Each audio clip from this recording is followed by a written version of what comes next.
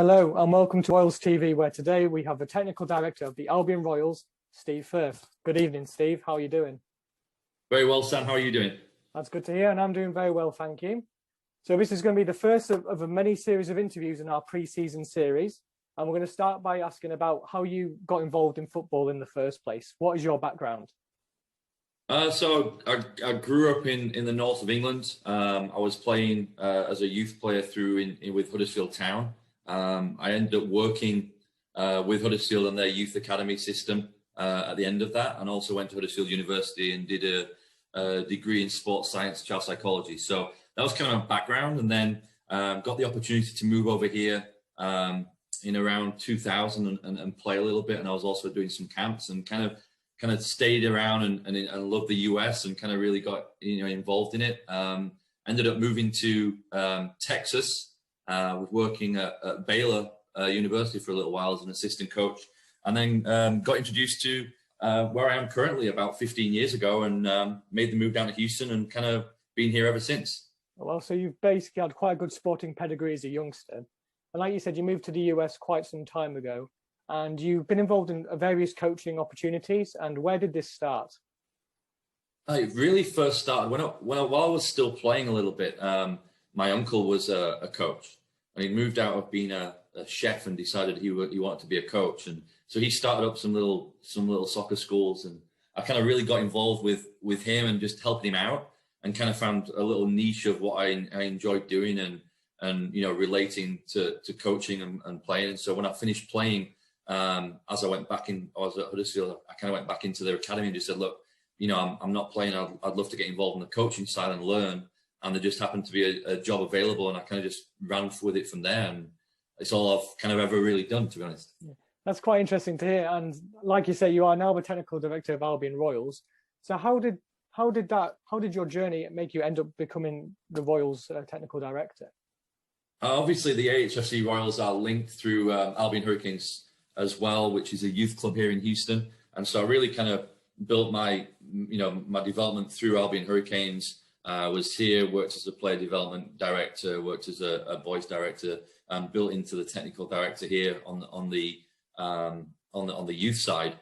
And about 4 or 5 years ago, we really kind of made the decision that for us to have our own pathway and to move forward, that we really wanted to step out into the men's and women's side of things with the USL2 and also the WPSL, and kind of build out a pathway for all our players with our own franchises. So we kind of started that up 4 years ago, and it was a really interesting start. We were renting out a high school, and we were videoing or putting the games on live streaming, and we were broadcasting, and anybody that was involved in Albion Hurricanes was kind of helping out feel the way into that process, and we had a successful start.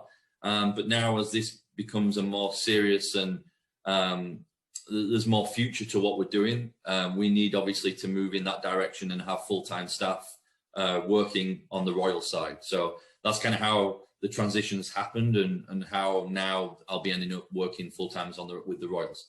Okay, so it's basically the club itself's come from very humble beginnings, just like you. You've worked your way through the system and you've made it to technical director.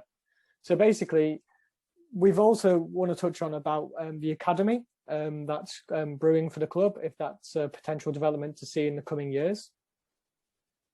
Yeah, absolutely. The USL have just released the USL Academy, which is a pool of players that we can put together as like a reserve team and a youth team for our USL2 franchise. So like basically a Royals junior group, with hopefully the ability for players to come in and play for that, and then be pushed up into the USL2. So that's starting up. We're hoping it starts up here after spring break, which will be late March. We'll be heading that up as well, and we'll be having teams out, or a team and training sessions out there at the sports park. So that's an exciting future for our boys, linking to our men. And then on the women's side, we're hoping that's going to go in the same direction down the line, and that we would have the same opportunity on our women's side moving forward as well. Okay, and like you say, you've just mentioned the sports park, and for the 2021 upcoming season, we're moving back home to Campbell Road. So what do you think the impact that will have on the squads going into this season? I think that it's great for the club.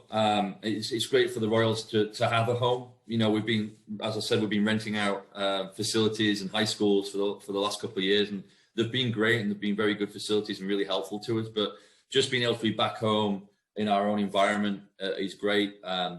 We've got a great field with a turf field that's a high level FIFA proof field.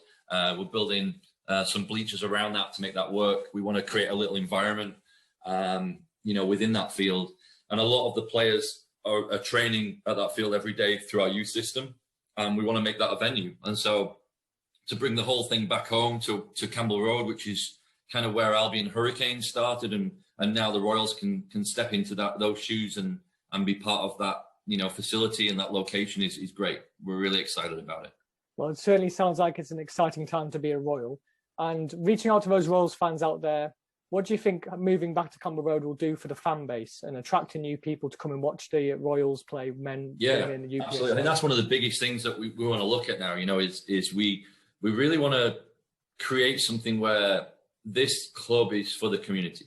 And it's not just about our current players and our AHFC family, but it's also for people from around the community that want to come out and watch some live soccer. So, you know, being able to host it ourselves allows us to host other events around it, like little 5v5 tournaments or, you know, food truck nights.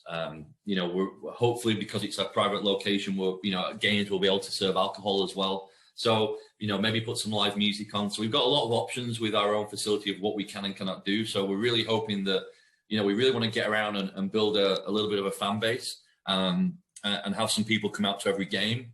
We'll be releasing those schedules pretty soon. And with that, some ticketing so that people can buy season tickets. And then on top of that, you'll see on our website, we're going to be looking for a supporters group to put together so that we can get some rowdy crowd members behind the goal, not causing too many problems, but creating an atmosphere. And I think that's important. You know, one of the things I keep saying is that, you know, I grew up watching soccer live, and, you know, the games sometimes, even in the Premier League, you know, you can have a slow game, and what keeps you coming back is the atmosphere. And, you know, if you create something where people want to be involved in and be invested in, then that's part of the experience. And so I think that creating something on a game night where people can be there and enjoy themselves and have a little bit of a sing along and you know, and have some fun with it, I think that's really important. So that's kind of the vibe that we're going for. Yeah, and obviously with what's been going on in the last year with the COVID-19 pandemic, you guys and obviously supporters will be very eager to get back in and get back to the stadium, watching games and making that noise. And in terms of looking forward to the 2021 season, have you got your management team in place, and is the rosters finalised? Yeah, I mean, you know, to touch on your first point, Sam, yeah, obviously last year was obviously a nightmare for everybody, and obviously the season for the USL and the WPSL got cancelled. So, you know, we missed out on a year where we were building some good momentum. Both teams had done well a year before that. You know, we've been able to come back and retain that coaching staff on both sides. So that's great that, you know, we've got Josh Gardner coming back in with Matt Young to work on the men's side. Ben Williams, our ECNL director, along with Danny Hill on the women's side. So that's great that we've got really good people in place who can do a good job. You know, looking at the rosters, we're starting to build those out as we talk, and put the right people and the right little pieces in place to be successful. So, you know, that takes a little bit of work to look around, you know, what sort of formation we want to play, what sort of tactics we want to play. And so how do you find those players that can play in that role? You know, and where do we get those players from? And then obviously a scouting process to go and find some of those players from the Houston market, and sometimes beyond, but, you know, a lot of them will be from the Houston market.